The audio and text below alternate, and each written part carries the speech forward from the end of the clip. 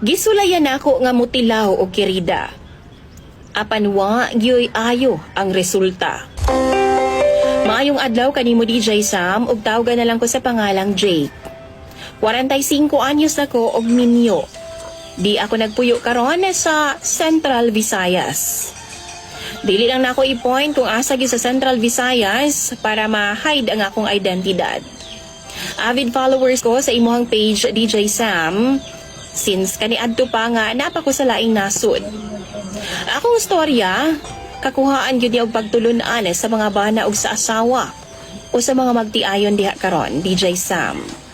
Sa dihang mi-resign ko sa akong trabaho, DJ Sam, sa lain-lain nga kumpanya dinhi sa Central Visayas, kapin 15 ka tuig pod ang akong pagpanarbaho human ko mi-graduate sa college. Ganegosyo na lang ko og lechon na DJ Sam. Dunay usa ka customer nga nag-order na ako but last minute ni balibad siya DJ Sam. Gi-cancel niya ang iyang order. Nganla na lang nato siya og January DJ Sam. 23 anyos pa siya. Og nihangyo lagi siya, naalang lagi unta daw sa debut sa iyang sister. Medyo nalain ko DJ Sam, pero tarong man ang iyang pagbalibad, sumautong ni okay na lang ko. Kaysa naman di ko niya bayran DJ Sam kung i-push gid na kog deliver. 3 days after, may message siya nako. Nangutana siya kung nga asa daw pwede maka-order og cake nga customize. Naaba daw ko'y kaila, DJ Sam. Ako po, daman ko'y kaila. Og may suod pod ko nga kamao mo customize og cake DJ Sam tapos lami pa jud. So ako siyang gi-refer nga to sa akong amiga nga dunay cake business. I thought okay na sila DJ Sam. Pero one day nag-message na pud siya nako. Na-shock ko kay niistorya man siya bahin sa iyang uyab nga naa daw sa cruise ship ga trabaho.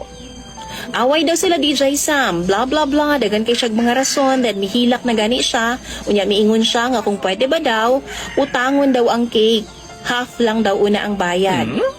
Ako pong gihangyo nga akong amiga DJ Sam. Pero gusto na ako, personalon gyud na ako og atubangon akong amiga. Kaso tuwa sa north side ang iyang lugar, unya ako na sa south. So akong giingnan si John, DJ Sam nga, adtuon na mong duha. Since maagian raman pod ang iyang boarding house, agian na lang nako siya. Gihapit nako siya sa iyang boarding house, DJ Sam. Kabaw mo, pagkakita nako sa iya, perti gyud akong kurata. Murag heart-heart gyud ang akong mata, DJ Sam, sa iyang nilaktan. Taas, sexy, hamis, morena. Guwapa gyud siya, DJ Sam. Nanguro gyud ko nga murabag nakulbaan ko nga wa ko kasabot sa akong gibati. Labi pa dihang nisakay na siya DJ Sam, mura jud ko gipaningot. Kabalo mo, aircon man unta nga akong sakyanan pero grabig tulo sa akong singot DJ Sam. Kana bitang literal nga ilang giingon nga love at first sight na tungtungura. Abi manggod nako nga ang iyang kagwapa sa filter ha. Pero tinuod bang gid ay DJ Sam. So naabot nami sa akong amiga DJ Sam nga dunay cake business. Mo na to na okay na pod, half lang una ang ibayad og next month na lang ang katunga. To make the story short, nanguli nami. Humana mo sa among amiga, ga dinner una mi DJ Sam, bago na ko siya i-drop sa iyang boarding house. Daghan mig na istoryahan, bahin sa iya hatanan DJ Sam. Naghisgot mi bahin sa iyang uyab, nga maulagi, sige lagi daw silag away.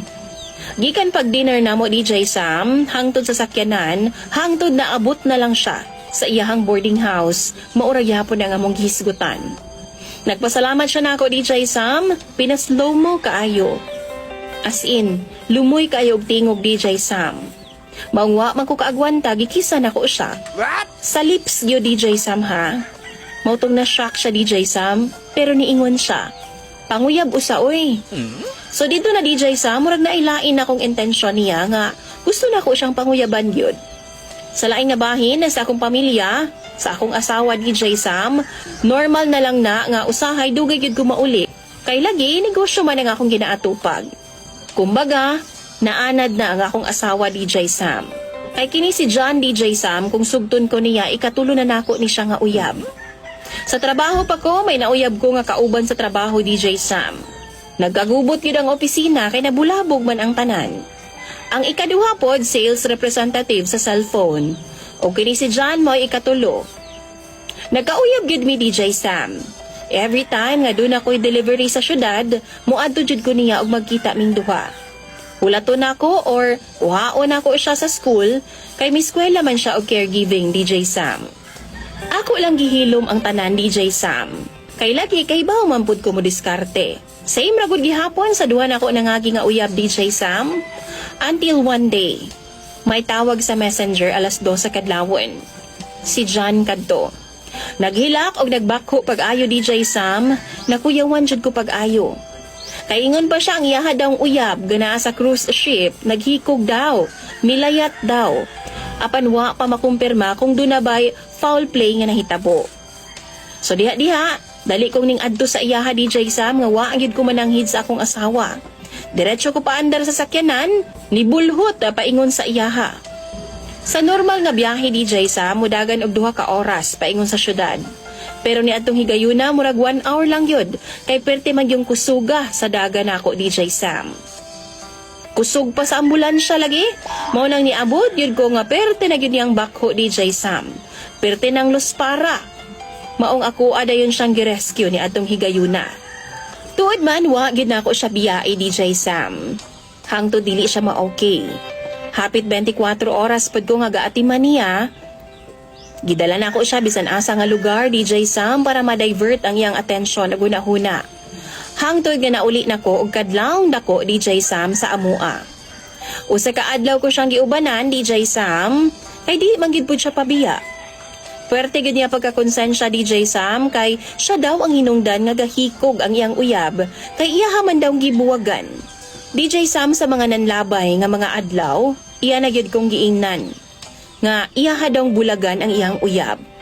Kay tungod dagi po DJ Sam nga ako man pud siyang giingnan nga buwagan na niya ang iyang uyab DJ Sam katong naa sa cruise ship. Og ako siyang giingnan nga kaya na akong mahatag ang iyang needs. Basta pasalig na ako sa iya tanan DJ Sam. Kabalo ko nga minyo ko DJ Sam. Pero si John, wa siya kahibaw nga minyo ko. Ako lang siyang giingnan DJ Sam nga may anak ko unya bulag ko sa mama. Giingnan ako siya nga 4 years old pa ang akong anak ni atong panahon na. Maura gid niyang naibaw-an DJ Sam bahin nako. Gikip gyud nako na sulod sa 2 ka tuig sa among relasyon. 2 times na pud siya nga naghagad nako og kasal DJ Sam kay lagi gidala nako niya sa ilaha. Pero rason nako nga maabot rami sa ingon ana nga portion. Pero gusto na ako, stable na tanan DJ Sam, etc. etc. So mao to DJ Sam, nakaingon gyud ko nga makabuisit gyud kung doon na kay Kerida. Tapos may negosyo ta. Ingon ana ato ang gibuhat DJ Sam. Tabuk ta sa akong higala nga dunay negosyo DJ Sam. Gioferan ko og sakto nga sweldo, kay ako magdala sa usa ka store. O kung doon naman gani ko'y madawat nga order sa lechon, pwede ra pod nako pod nga ako'y mo deliver og mag-manage sa akong lechonan. Pwede ra ko mo out sa office DJ Sam anytime. Mao nay set up unta namo DJ Sam. Hangtod naabot ang pandemic ug anang higayuna po DJ Sam, si John gusto mo balhin og boarding house. Ako po di atong tungura DJ Sam, dito na ko sa iyahang boarding house ga stay. Na in love naman gud pud ko niya pag-ayo DJ Sam. Og wa na ko mipauli pa sa among panimalay. Dito sa akong asawa ug anak. Kay nag-live-in nami. So mao to ang among setup. Wa kay baw si John since ang negosyo nako ug trabaho nako naa sa duol sa among balay DJ Sam. Muuli og mobiyahe ko og kadlawon DJ Sam kay mag-atiman sa negosyo og motrabaho ko noy sa opisina nga gisudlan nako sa suod nako nga amigo DJ Sam. Mao nay setup jud. Hangtod miabot ang pandemic DJ Sam, dito na nagkalisod mi. Why trabaho, hinay ang negosyo. Maayo na lang gani kay usahay makalusot pa din tawon ko. Kay maulagi, bisan lockdown na amagyapoy mga order DJ Sam. Wa ko'y problema bisan lockdown DJ Sam. Nagnegosyo na lang mig itlog. Maglechon kog isda, seafoods, etc. nga pwede mabaligya. Nindot gyud ta ang dagan sa among negosyo DJ Sam. Bisan asa nga lugar manindami og wa may musita. Bisan pag lockdown DJ Sam. Hangtod nga niabot ang higayon nga gusto siya mukuyog og moadto sa among dapit. Sa among lugar DJ Sam. Pero maayo na lang ganing kay wa gid siya miadto sa mismo sa among balay, DJ Sam. Ako na nagrason og taman. Mag-check-in me or adto ko sa among friend nga pwede nako kasaligan nga dili mabulgar ang akong sikreto, DJ Sam. Nagauban siya nako nga maninda sakay-sakay sa sakyanan, tigdawat gani siya sa halin, DJ Sam. Pero nagkadugay murag nagkalisod gyud mi. Kay sa bayranan pa lang daan, DJ Sam. Sa apartment, kuryente, tubig, allowance pa niya, kay love lagi kaayo nako siya. Love po niya yung self o naga-gym pagid na siya, DJ Sam, ha. Daghan pa siya ga maintenance like vitamins. I-take na niya everyday para sexy lagi daw siya always. Bisan unsa na lang po diyang paliton. Bisag dili importante, gora. Kutob sa magustuhan, DJ Sam, kinahanglan iya gyud ng maangkon. Maunang nagkalisod gyud migtaman. Hinay-hinay na pod nga nagnormal gikan sa pandemic, maunang nabiyaan na gyud ang akong negosyo. Akong pamilya, akong mga anak, akong trabaho, wa na tanan, DJ Sam, ug tuan na lang ko kay John nag-focus. On the other hand, sa akong asawa ug mga anak, wa na ko kahatag nila og kwarta. Kay perte na akong lisuda, DJ Sam. Diya na po nabulabog ang tanan, kay dito sa balay sa akong suod nga pamilya, nga akong higala. Dito man mi nagstay. Dito tos lugar namo, DJ Sam. Kay lagi, naaman po ang akong negosyo. Pero hinay na kaayo, DJ Sam. Kay maulagi tungod aning kabit-kabit, nakaingon gid ko nga gibwisit ang tanan akong pangwarta. One day, gihulaman ako ang akong bata, DJ Sam, nga 4 years old atong tungura. Kay lagi, gimingaw na kaayo ko. Giatiman ni John og pagkaon. Ligo, diaper, etc. as a mother care po, DJ Sam. Wa una na ako giuli ang akong anak, DJ Sam, usa ka gabi. Pagkaugma na. Apan wa na ko damha nga pag-uli di ay gi-interview sa iyang iyaan ug sa akong kinamagwangang anak. Nakadumdum pagyod ang bata, DJ Sam, dito sa balay sa akong amigo. O gisukit-sukit siya pag-ayo. Gipatudlo kung kinsa ang bayhana ang akong kauban. Pero may na lang, wa miniadtong higayuna, DJ Sam, kay tuami sa merkado ni John. Apan unsa bang pagkaunsaa? Samtang paingon nami sa merkado, nakit-an ako ang sakyanan sa pag-umangkon sa akong asawa, DJ Sam. Ang nakaparat pa, nakasulod nami og one way lang ang dalan. Di nami makabalik pa, DJ Sam. Maong ni diretsyo na lang mi. Nagdali-dali intawon ko, DJ Sam. Apan wa ko kabantay nga nigukod na di ay ang akong kamagwangang anak sa akong sakyanan. Niadtong higayuna, sakay na ko si John. Pastilan, DJ Sam. May nalang gani kay nakalusot pa mi, kay kung wa pa, kung na-trap pa mi, ambot, dakong gubot ga, DJ Sam, og dakong iskandalo. Ang nakalaay pa, kay halos kaila na ko ang mga tao ni adtong lugara. Kaysa ko nang gikaingon, ilado ko tungod kay negosyante ko didto. Mao to, DJ Sam, wa gid ko muuli sa amua. Gibiyaan ako ang akong negosyo. Gipasagdan ako ang akong pamilya. Apan tungod sa kalisod, nakahuna-huna na lang ko nga mo abroad. Tuod man nakalarga ko sa gawas sa naso, DJ Sam. Apan wa gihapon ako suportare ang akong pamilya. Hinuon ang akong sweldo adto nako ginapada kay John. Apan wa ko masayod. Nga gibuang radi ay ko niya, DJ Sam. Huma nag-message ang iyang duha ka igsuon nga babay nga sakto na daw ang akong pagpada. Tungod kay nagsigi na daw og kita si John ngadto sa iyahang uyab kani adto nga seaman. Perte na akong depresa ni adto nga time, DJ Sam. Grabe pud nilang away. Kay nisumbong man ko nga iyang duha ka igsuon ang nag-ingon ako. DJ Sam, grabe kalawom og limod o bakak si John. Wa gyud siya miangkon. Mautong giundang nako ang pagpada ngadto sa iyaha. Milabay ang pipila ka tuig, naka-decide ko nga muuli na, DJ Sam. Pero ang problema, asa man ko musaka. DJ Sam, kung sa ako mga igsuon, pamilyado na sila. Gawas diha, di pud ko pwedeng magstay sa ilaha. Kay nasuko sila sa ako at tungod sa gibuhat na ako nga pagpabaya sa akong pamilya. Pero while na ako sa gawas, humanwa na ako magpada kay John, naghinay-hinay na pud kog paduol sa akong pamilya, DJ Sam. Ang akong sweldo ako nang ginapada dito sa akong pamilya. Kay do naman pud ko'y anak nga nag-eskwela og medicine o kay baw kung dako kayo gasto, DJ Sam. Ang akong sakyanan nga giprenda sa akong kaila pag larga na ako sa gawas, ako na pong gilukat. Ug ang akong problema lang, kay gi-block ko sa akong kinamagwangang anak. DJ Sam, di na ginako siya maistorya og suko kaayo siya sa akua. Ingon man usab ang akong asawa. Pero gistorya na ako ang akong asawa. Ako siyang giingnan nga muuli na ko sa Pilipinas. Mihangyo ko nga pwede ba nga didto ko sa ilaha mag-star. May na lang kay nisugot siya DJ Sam og okay ra sa iyaha. Pero before ko ni uli DJ Sam, gipakuha una na ako ang sakyanan nga akong giprenda. Gipakash pud na ako og motor para sa ako ang anak. Para pa-impress ba, DJ Sam? Sumao to DJ Sam, nakauli na gid ko.